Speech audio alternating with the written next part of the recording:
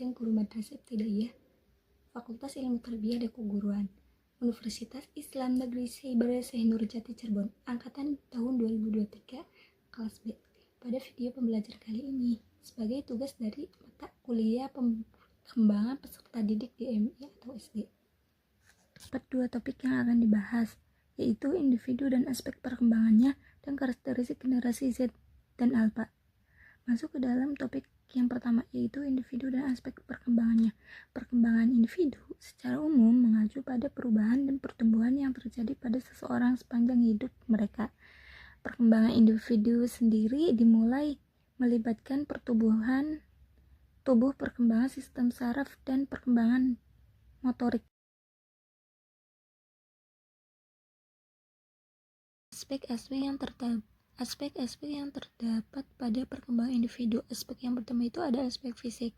Aspek fisik ini melibatkan perubahan-perubahan yang terjadi pada tubuh manusia dan sistem saraf individu. Kedua itu ada aspek kognitif. Aspek kognitif ini berkaitan dengan perkembangan pemikiran, pengetahuan, dan kemampuan kognitif individu. Yang ketiga itu ada aspek emosional. Aspek emosional ini melibatkan perubahan dalam pengalaman dan ekspresi emosi individu. Yang terakhir itu ada aspek sosial. Aspek sosial ini berkaitan dengan perkembangan individu dalam interaksi dengan orang lain dan lingkungan sosialnya. Masuk ke dalam topik yang kedua, yaitu karakteristik generasi Z dan Alpha. Generasi Z biasanya mengacu pada orang-orang yang lahir antara pertengahan tahun 1990-an dan awal 2000-an. Mereka juga biasa dikenal sebagai milenial muda atau e-generation.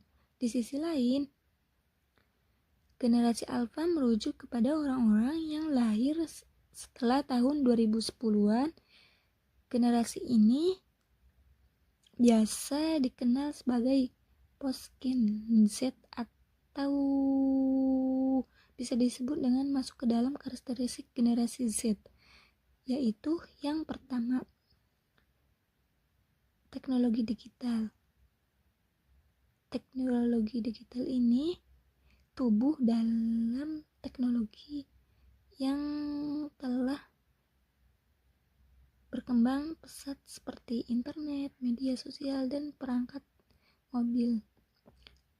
Kemudian keterampilan multitasking karena mudah beralih antara berbagai tugas dengan informasi secara simultan.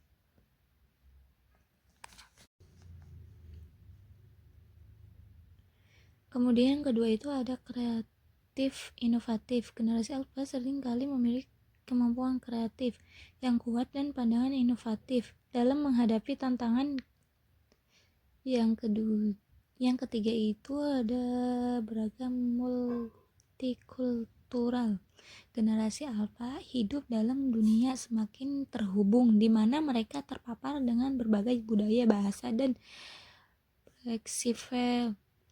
Kemudian digital literatif, memiliki tingkat literasi digital yang tinggi. Mereka bisa dengan mudah mengoperasikan perangkat digital, mencari informasi, dan berkomunikasi melalui berbagai playboy. Hubungan dari kedua topik. Aspek perkembangan individu seperti kognitif, sosial, dan emosional dapat dipengaruhi oleh pengalaman dan lingkungan generasi mereka. Misalnya, karena generasi Z tumbuh dalam era digital yang terhubung, mereka cenderung memiliki akses ke informasi yang lebih. Di sisi lain, generasi Alpha yang tumbuh dengan teknologi yang canggih mungkin mengalami perubahan dalam cara mereka berkomunikasi dan berinteraksi sosial. Kesimpulannya yaitu perlu diingat bahwa tidak semua individu dalam generasi yang sama akan memiliki karakteristik yang sama. Setiap individu unik dan dapat mengembangkan karakteristik yang berbeda-beda secara individual, terlepas dari generasi mereka. Faktor-faktor lain seperti latar belakang, keluarga, nilai-nilai budaya, dan pengalaman pribadi yang berperan dalam atau karakteristik individu.